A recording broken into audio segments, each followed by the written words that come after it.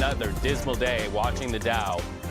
You're looking at real-time reaction to President Donald Trump's delivery on promises he made to voters about tariffs. We've been treated very unfairly by Canada. We've been treated very unfairly by Mexico. Welcome to Mortal Giants.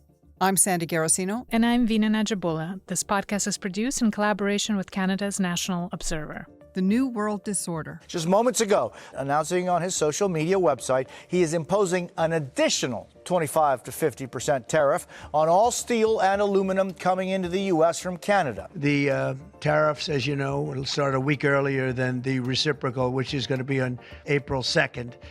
And I wanted to make it April 1st, but I didn't want to go April Fool's Day. Here we are, everyone. It is March, and I think we all feel like we've aged 100 years since Donald Trump took office less than 2 months ago. The golden age of America begins right now. There can be little doubt now that the curtain is falling on the post-World War II American-led rules-based order. The international trade, military, and government agreements that have secured an unprecedented era of growth and prosperity for Canada, for the Western world, are crumbling before our eyes. As Vladimir Putin addressed the media alongside the leader of Belarus, Russia's president set a high bar for any ceasefire, suggesting it could give Ukraine a chance to rearm. While the U.S. president is working to impose some form of settlement of Russia's invasion of Ukraine, he's openly challenging Canada and Greenland and has asked his military to reclaim the Panama Canal. Are you going to ask the Canadians to hold a vote? What is the strategy? Yeah, I can't assure you. You're talking about Panama and Greenland. No, I can't assure you on either of those two. I'm not going to commit to that now. It might be that you'll have to do something. On March 11th, a NATO meeting of over 30 military chiefs met in Paris without their U.S. counterparts. And the G7 is scheduled to meet in Canada in June amidst growing alarm as to the outcome of that meeting and even who will be there. Vina Nadjibulla, you have been around the world. You've been talking to representatives of multiple countries. You've been watching, I'm sure, with an incredibly keen eye as to all of these unfolding events. It's like a barrage of events, a blizzard almost every day. Just your first initial takes on where we stand now. You're absolutely right, Sandy. I spent a few weeks out of Canada in February, which is a good plan to try to escape our winter, but also to get a sense of how the world is seeing Trump, particularly from Asia. Here in Canada, we obviously have a very particular front row seat to what has been happening south of the border, and we're also quite familiar as to how our European allies are responding. But it's important to also see what the picture looks like from India's perspective, from Taiwan's perspective, from Southeast Asia's perspective, and that's where I was during the month of February. I've also, since then, spent some time in Ottawa, where, as you can imagine, Donald Trump, tariff, and trade war dominates the agenda, as well as our own political transition. So I would very much agree with your introduction. We are cursed to be living in interesting times. Yeah. Things are moving at such a speed. We all knew that President Trump was going to be disruptive. We were all worried about what that would mean for certainly Canada-U.S. relations, but also for U.S. leadership on the world stage. But I think it would be fair to say that nobody expected the velocity of change and just the sheer amount of things that have been coming out of the White House by way of executive orders, by way of tweets and truths from President Trump himself, and of course the drama that unfolded between President Zelensky and President Trump, I think is something that we really need to zero in because that, like nothing else, was a wake-up call for many partners around the world, including Asia. Because I think until that moment, certainly folks in Taiwan and in Japan and elsewhere felt like maybe they can weather the storm, maybe they can find some way to negotiate and deal. And we're getting some early signals that were relatively positive. Like I was in Delhi when Modi had just met with President Trump. I was in Taiwan when Prime Minister Shiba had already met with President Trump. So, like I said, there were some signs in Asia that, okay, maybe we can survive this. Maybe he'll prioritize Indo-Pacific. But that Zelensky meeting really was a shocker. Say thank you. Except that there are disagreements, and let's go litigate those disagreements rather than trying to fight it out in the American media when you're wrong. I want to get to the Asian responses in a minute. But I'm actually very interested, and we'll get to all of this. There's a big menu of things to talk about here. But let's just talk about how Taiwan saw that Zelensky meeting. Tell me what your counterparts in Taiwan, how they reacted to that Oval Office meeting. Taiwan is on the front lines in the same way that Ukraine is. Taiwan is facing daily coercion and threats from People's Republic of China. This has been something that's been going on for a while, and the risks are intensifying. So this seeming about face from the United States in its position of support for Ukraine raises some doubts among people in Taiwan whether this could potentially happen to them as well in the heat of a battle against China. And during Trump 1, Taiwan actually weathered the sort of disruption and the changes relatively well. The administration at the time was full of folks who understood the national security dynamics, who understood the need to strengthen Taiwan's defense and resilience, who were clear-eyed about China. And there were strong military, there's defense secretaries, people like Mattis and other people who are in senior military roles, Milley. Yes. They all understood the global dynamics and the strategic importance of Taiwan. Now we have Pete Hegseth, a Fox News host. And even though there are still some people in the administration that I think Taiwan and others feel get it and get the issues with respect to China,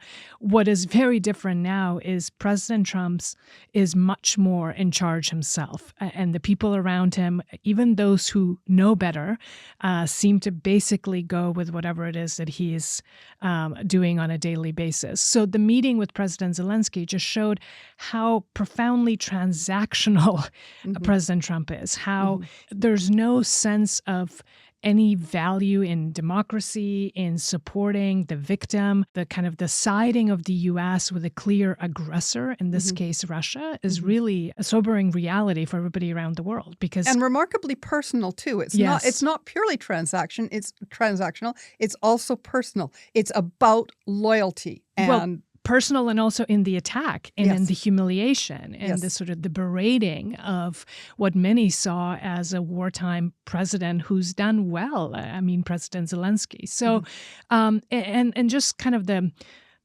shift in U.S. policy of abandoning Ukraine in favor of siding with Russia. And actually virtually openly siding with Russia. Yeah. Just that shocking shift. As I'm watching all of these events unfold, and the frightening thing in a way is that it's so hard to predict anything, certainly anything hopeful coming out of this, because it's almost like chaos seems to be the currency of the day.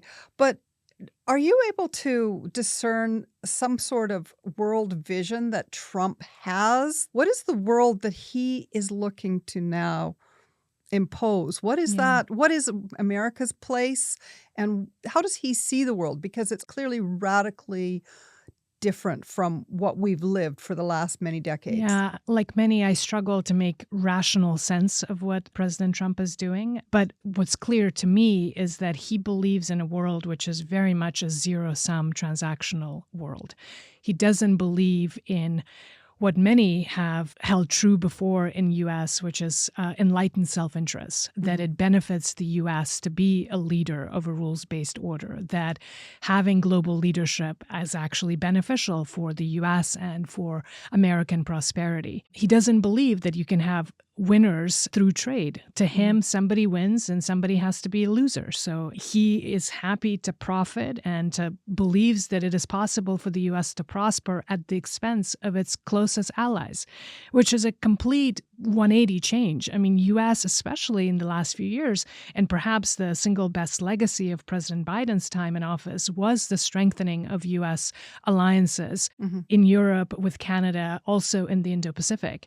And President Trump simply doesn't believe in that kind of positive sum foreign policy. He believes in a negative sum. I take something from you. I get rich by you getting poor. There is no world in which both can prosper. He believes that the world has treated the U.S. unfairly. And of course, these tariffs and the fixation on trade surpluses is the kind of the biggest manifestation of that. But there is a worldview that the U.S. has somehow been taken advantage of, rather than recognizing that the U.S. has been the most innovative, the most prosperous, richest country in the world for years, longer than any other, precisely because of the way it has been able to show leadership, and that alliances are actually a source of strength.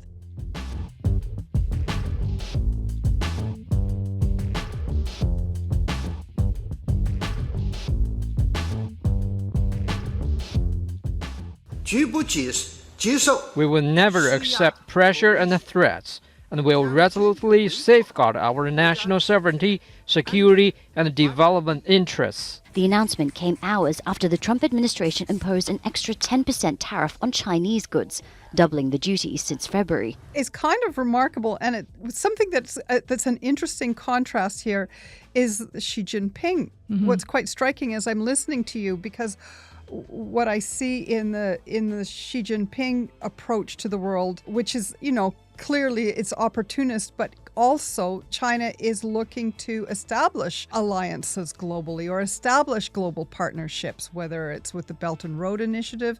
I mean, it's not alliances in the way that we might necessarily see alliances. It's still transactional, but it doesn't discount the potential that, you scratch my back and I scratch yours. China has been very envious of U.S. structure of alliances.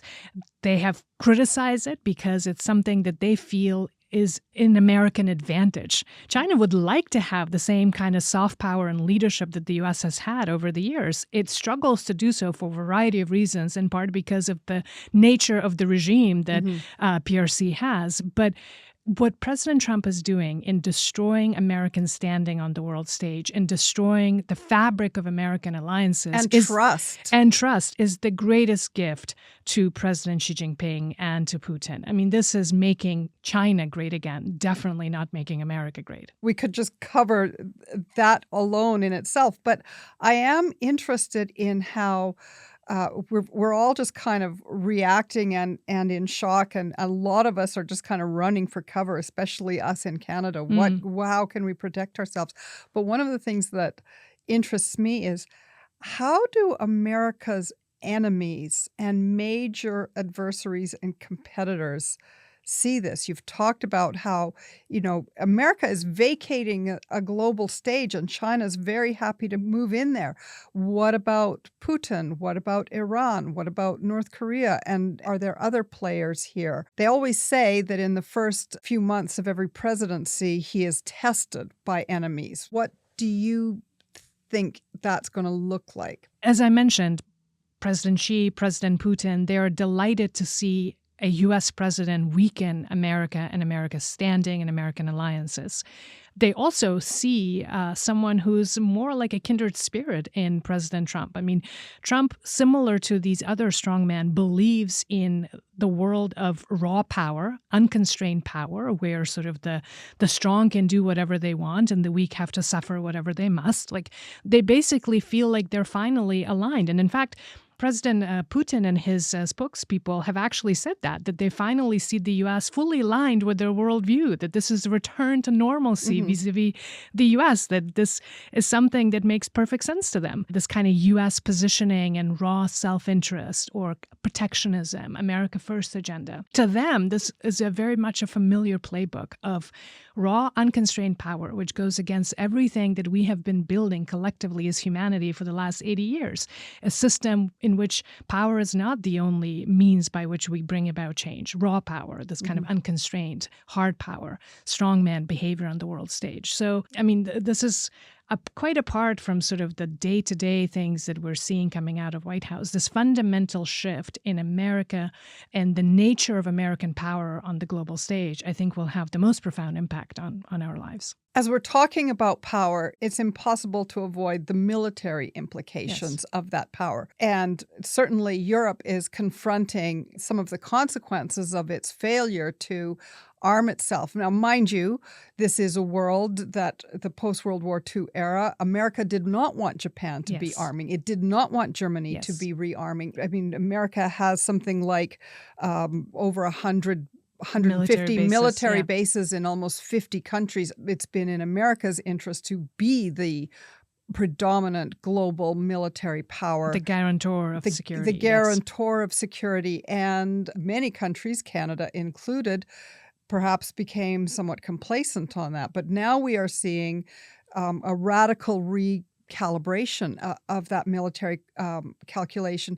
And some are even saying that what we may now see is a move towards more nuclear proliferation as European countries look to secure nuclear weapons to arm themselves, in particular because their biggest threat is Putin, who has actually a very minor economy. It's roughly the size of Italy's or smaller, and a depleted and stressed military. What Putin has is nuclear weapons. Yes. And apart from that, Putin would not belong on a global power stage with Xi Jinping and Donald Trump, were it not for the nuclear weapons and the implicit and sometimes stated threat to use them. Yes. What are you seeing in terms of military reorganization or the beginnings of it? Yeah, so I mean, there's a changing understanding of what certainly for Europe and for Canada, what our security means moving forward in this world in which U.S. is no longer going to be a reliable security partner. Mm-hmm. And that means that Europe and Canada needs to step up and do more for our own security and defense. So spend more mind share thinking about our own security, certainly in the case of Canada,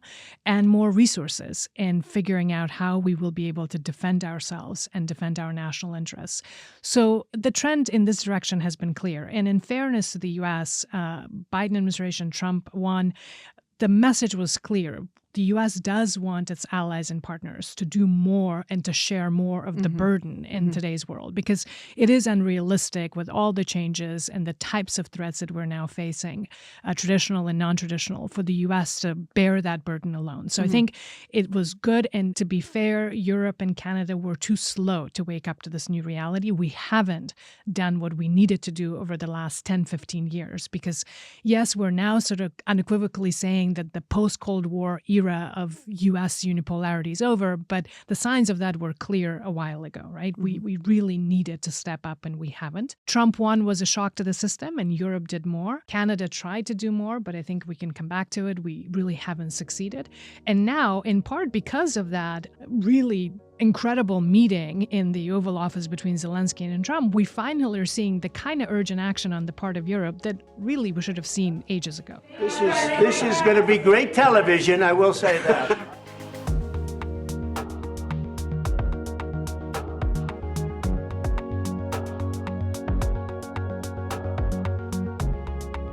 In a way, that Oval Office meeting, as disastrous as it appeared to be for Zelensky and for Ukraine, it had a dividend, which is the galvanization of European will and perhaps even Canadian will. Finally realizing that we need to do more ourselves. Can a deal be salvaged, President Zelensky? Still smarting from his bitter ejection from the White House, the Ukrainian leader flew straight to London. We stand with you, with Ukraine, for as long as it may take.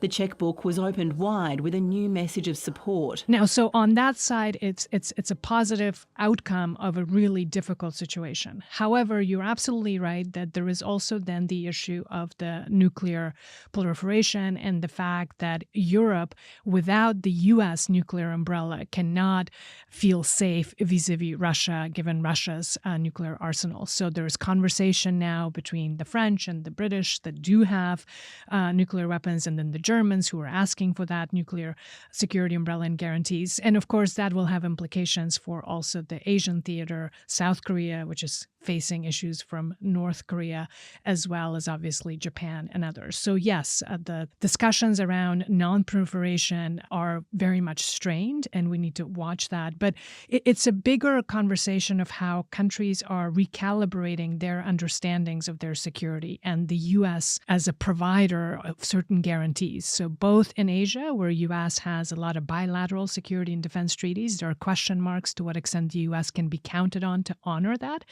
And then if not, then what does that mean for that country's security given the challenges that they face? In the case of Asia, the challenge obviously is China and the fact that China is now an incredibly powerful military actor in the Indo-Pacific. Yes. And in the case of Europe, of course, that means Russia, because you're absolutely right. Russia is not a big economic power, but it has put its economy on a war footing, and it does represent a serious existential threat to Eastern Europe, to the Baltic states for sure, and also to Europe. And the conversations in Europe are finally on that emergency footing. I mean, Ukraine is a touch point of just enormous consequences for the world. I don't know that we would have seen that or perceived the scale of that threat, certainly at the beginning of that conflict when that invasion first happened. I mean, it was shocking, but we were all just kind of, at least I was, just sort of watching in amazement. And it seemed to be very specific to Ukraine. But then when you see what Putin's larger objectives are, tell us more about what his real objectives, his full objectives are, because the former Soviet Union has collapsed. And we know that he has always thought that that was the worst catastrophe for Russia, for the former Soviet Union, that collapse and his desire to reshape that. What is the world that Putin wants to I mean, he wants to go back to a time where Russia was a great power, because in reality, in a world in which economy is the dominant factor, Russia is not a great power. Russia has a shrinking population and an unproductive economy. It's a natural resource-rich country, but without much innovation, much productivity. So for Putin to see himself as one of great powers, or to see Russia as a great power, it needs to be in a different world. It needs to be in a world of this might makes right, and that's what he's imagining. That's what he's trying to construct.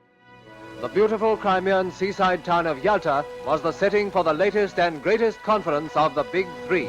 I think he's dreaming of kind of a second Yalta meeting, maybe in Moscow, which brings together President Xi and President Trump and Russia, and that they kind of carve out spheres of influence, and that Russia gets its sphere of influence that is, Soviet Union plus.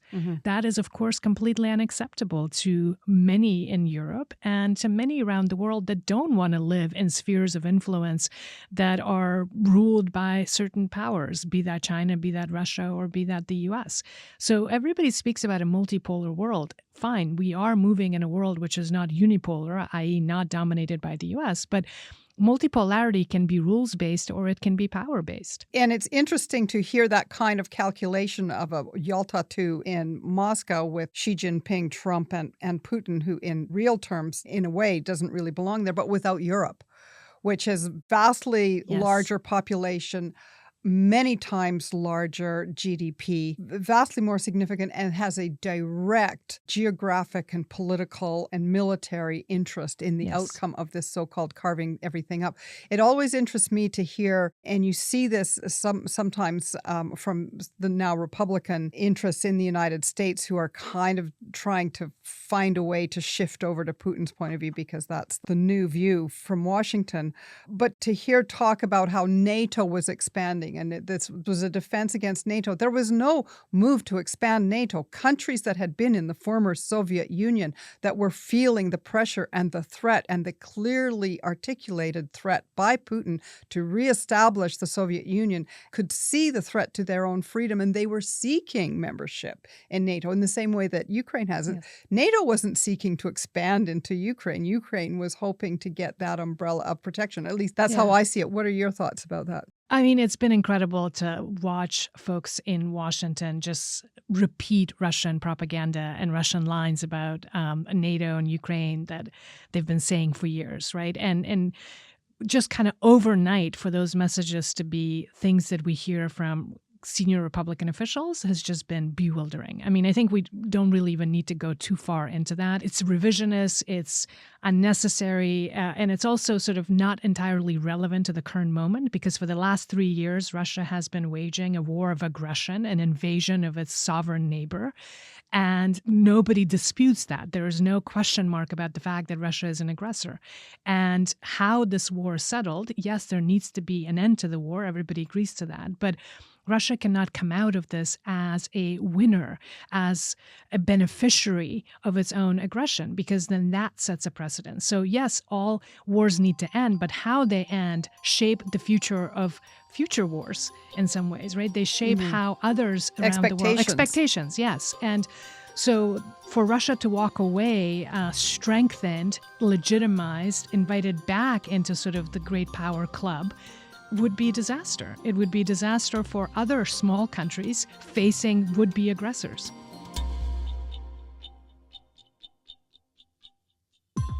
We've been discussing with Ukraine land and pieces of land that would be kept and lost and all of the other elements of a final agreement. A lot of the details of a final agreement have actually been discussed. Now we're going to see whether or not Russia's there, and if they're not, it'll be a very disappointing moment for the world.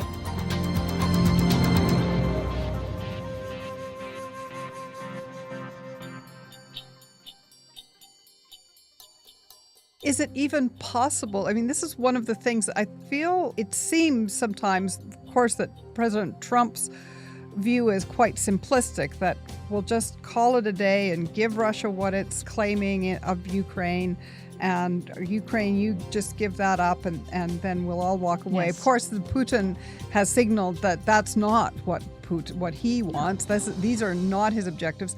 It's going to be a little bit of a, that we were always told that Trump would be able to settle this in the space of 24 hours. It doesn't look like that's going to happen. But notwithstanding all of that, would something like that even be possible? Because I mean, Europe has something to say about this.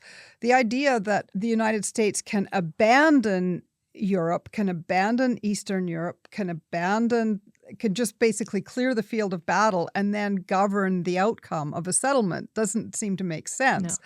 Not when Europe is right there on the front door and Putin's objectives clearly threaten Europe. There's a lot about this that doesn't make any sense, partly also making lots of concessions to Russia before even the negotiations begin, right? I mean, everything that we've heard from the Trump administration essentially sound like concessions to Russia and threats and punishment of Ukraine, right? Mm-hmm. Which is bewildering to everybody as well. And again, Ukraine also has a say in this, not just Europe, but the Ukrainians who have been fighting and enduring the war for the last 3 years have a say in this. And I think, again, one has to remember what President Putin really wants, which is subjugation of Ukraine, creating of essentially a vassal state that is part of the sphere of influence, and then continuation of expansion of that sphere of influence beyond Ukraine. I mean, that's the plan. And that's not something that certainly the Baltic states, other former Soviet republics, Moldova comes to mind, would want to see happen. And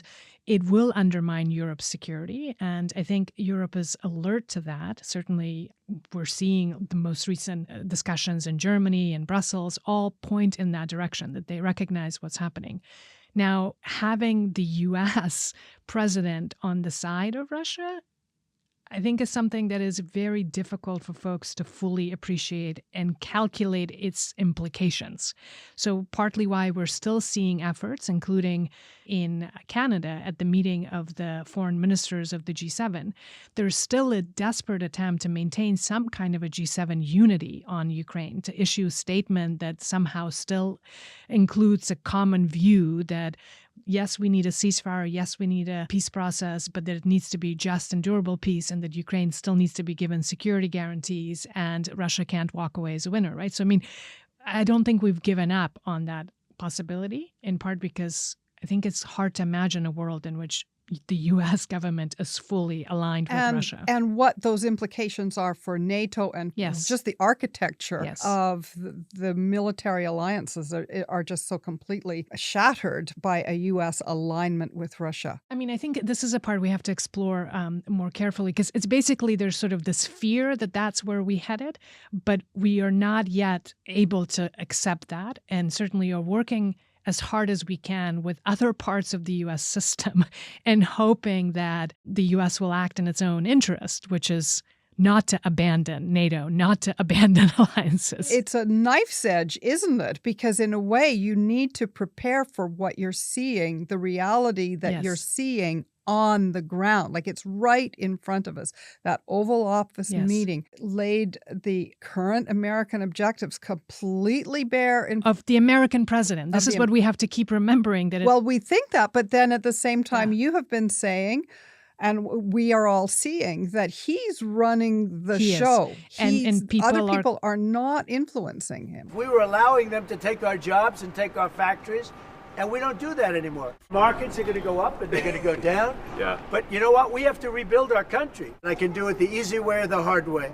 The hard way to do it is exactly what I'm doing, but the results are going to be 20 times greater. Or so far unwilling to stand up to him. And I guess then that becomes the question. How resilient is the American Republic and democracy in America and American institutions? And at what point does the sort of the pressure on the president build to a point where he has to take into account national interest and not just personal views? Our greatest fear is that the U.S. will abandon NATO, will fully side with the aggressor in the case of Ukraine. And there are some signs of that from President Trump himself.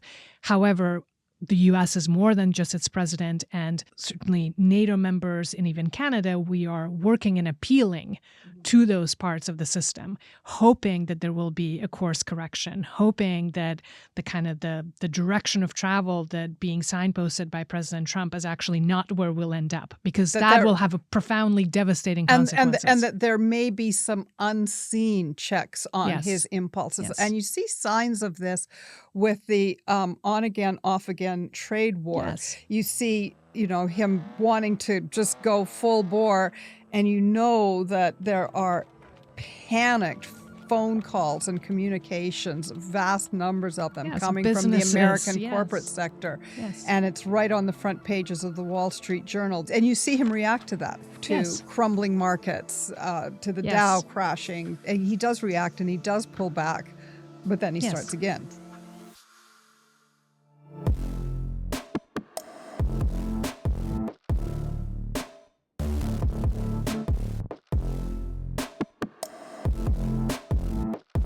Like I said, it ultimately becomes a question of how the U.S. decides to move through this moment, U.S. institutions and American people ultimately.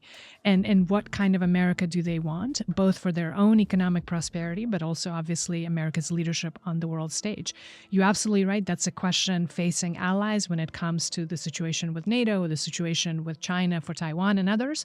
But it's also a question for Americans as well. And sort of just to kind of balance the conversation. Yes, we're seeing worrying signs from President Trump, but we're also seeing that folks are not giving up on diplomacy. So we just had the Secretary General of NATO this week in Washington meeting with President Trump, trying to kind of implore him to see sort of the bigger picture and to kind of make something out of this potential ceasefire with Ukraine, right? We're, again, seeing G7 continuing to move, and Canada is in a leadership position, trying to maintain some kind of unity and common purpose in the face of all this disruption. I think a lot hinges on that, how successful we are and what happens in the next few weeks. I mean, I want us to succeed in that because, again, the consequences of fully sort of saying, okay, the fight is lost, the U.S. has crossed the line to the other side, I think that would be just hard to contemplate. It's so hard to contemplate, but if you don't prepare for it, that's the knife's edge that we're all on. And I guess in terms of like, what do we do to prepare for that? The most logical response is to invest in the things that we can actually control, which means invest in our own strength, mobilize, be united,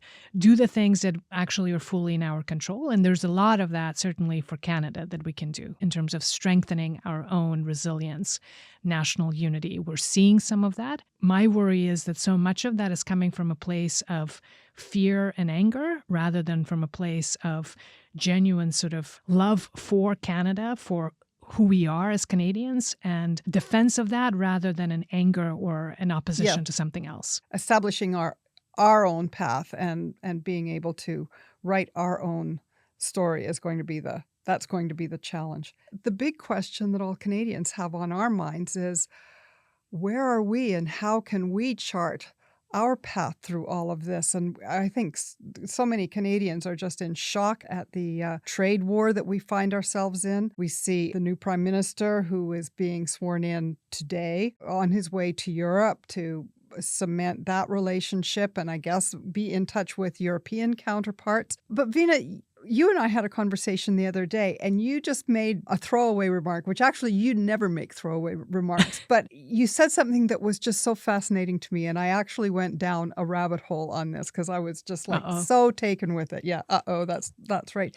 You made the point of why are we focusing so much on Europe and looking for, I'm going to put words in your mouth that probably don't belong there, but people like Macron and Keir Starmer to kind of argue Canada's position for us when we have a much more enduring and common interest with Mexico's first female president, Claudia Sheinbaum. It was a very respectful call. We've always treated President Trump with respect, and in the calls, he's always treated us with respect. Since Trump's return to office, Sheinbaum appears to know how to talk to him. So what's the secret? Calmness and a cool head, she says, a mantra she's continually repeated. That could be a good foundation, not just for now, but what might be a long roller coaster 4 years. So I went to go look at the trade numbers, and I was really shocked. And I don't think Canadians, maybe most Canadians know more than I do. Usually they do. But I was astonished at the numbers. So foreign trade accounts for about 25% of American GDP, according to the numbers that I could see. And that amounts to something in the neighborhood. The global trade that the U.S. engages with countries around the world is about $5.3 trillion annually. And Canada and Mexico account for about 30% of that. Canada is the largest market for American goods. Mexico is the second largest market for American goods. China is a distant third for purchasing American goods. China does a lot of trade. They export to America. But the total trade, Canada and Mexico are huge. We account for about $1.6 trillion in trade with the United States. That is more than China and the EU combined. We are a hugely important trading partner.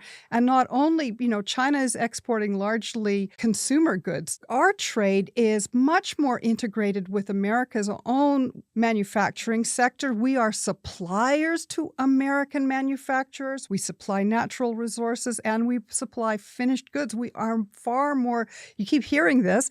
I keep hearing economists talk about how integrated the economies are, but when you look at our manufacturing of component parts. So I think that this is a really important thing, and it's kind of surprising to me that I've heard virtually nothing except for your comment the other day. Tell us a little bit more about Claudia Sheinbaum, who seems to be doing a spectacular job in Mexico. She's got the people absolutely behind her, and she seems to be navigating a pretty smart strategy. So first of all, what you were just describing, Sandy, is really the kind of the power of NAFTA and CUSMA as a trading agreement. And yes, the integrated North American economy, which does bring together U.S. with its two neighbors, Mexico and Canada. And you absolutely right. Together, Canada and Mexico are the biggest trading relationships for the U.S. We're their biggest customers. And as a result, if we were to create common cause and negotiate together with the U.S., we would obviously have a stronger negotiating hand.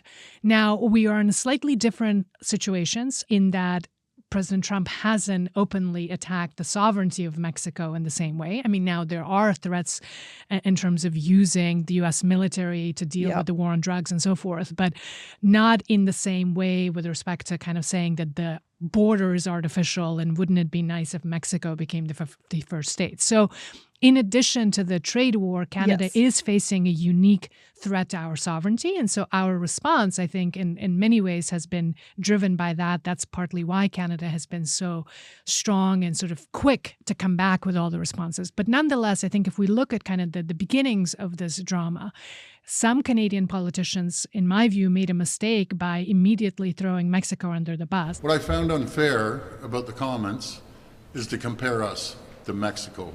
And I can tell you, Canada is no Mexico. Yes, Doug Premier Ford comes to mind when he said, forget Mexico, let's just create a bilateral agreement with the U.S. Just like, holy smokes. So I think that obviously, in hindsight, looking back, was a terrible idea. Especially when he's taken such a prominent role in American media. Like, that's just not a good look. And since then, we've moved away from that line in part, again, because we're finding ourselves in a unique fight with the U.S. But you're right, there hasn't been a lot of conversation or a lot of discussion about the differences in the responses between Canada and Mexico. And Mexican president certainly has taken much more of a behind-the-scene negotiating stance. Now, she's able to secure the same kind of pauses and exemptions as we are, usually first. So like in terms of this pause on the 30 days on the tariff, the 25% tariffs, Mexico got that first. We followed. So the outcome so far seems to be similar. The approach has been different. Now, again, I fully recognize that they're not facing the 51st state threat, but I do believe there's room and merit for a lot more coordination with Mexico, especially since most people believe that where we'll likely end up is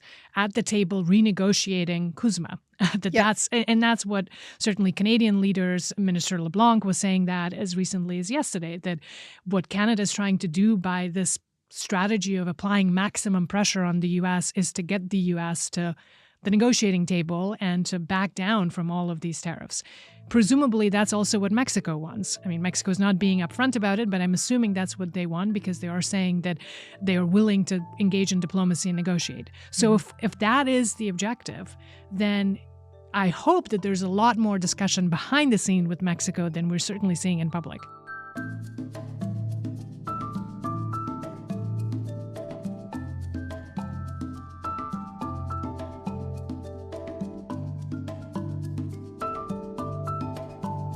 CUSMA, that trading bloc, there are three major trading blocs in the world. One in I'm going to get the name wrong, but... You're talking about RCEP, the regional... RCEP. Yes, as well as CPTPP, which is probably another one in Asia and now UK. And the European Economic Area.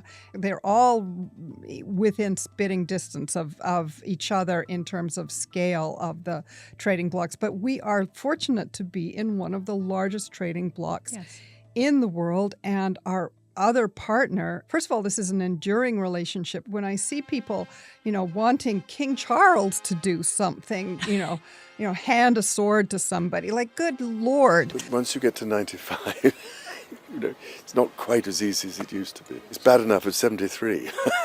This is just so that's our millennium. History. That's our history speaking, right? That's part of the DNA, hoping that somehow the UK or France, because of our historic connections, will come to our defense. But you're absolutely right. Europe has its hands full. They have their own issues. And yes, while it's important for us to make common cause with them on the broader issues of rules-based order, of Ukraine, when it comes to tariffs and trade, you're right. Our partner in this particular moment is Mexico. Well, and I'm gonna throw some of these numbers. People's eyes will glaze over. But Canada has $762 billion in annual total trade with the United States. Mexico has $840 billion. The UK has $148 billion. We alone are many times larger trading partner. The UK loves to talk about its special relationship with the United States because of Winston Churchill and FDR, but a lot of that is history. And if you're looking at a U.S. president who is looking at numbers and not history, I can't imagine that so-called special relationship carries much water for him. For instance, Germany, which we think of as an economic powerhouse, Canada alone does about 3 times the total trade that Germany does.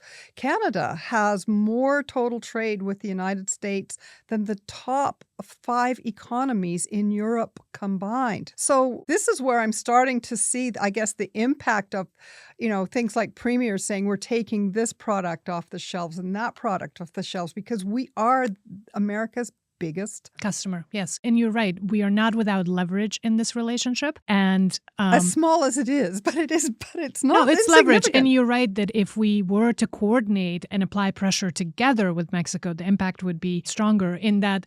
Again, if the strategy is to say that we're applying maximum pressure because at the end of the day, it's going to be American consumers and stock market that will be what moves President Trump, then yes, coordinating with Mexico makes sense because Mexico can put a lot of pain on basic food items and consumer items that folks want, like avocados and other things, right? So in terms of prices at the grocery store, it's probably not going to be fancy wine from France and Europe that's going to make the biggest difference. One thing that we haven't really spoken about is the fact that Canada does need to diversify our friendships and our partners around the world. So what's happening with the U.S., I think, is going to have profound implications for us moving forward.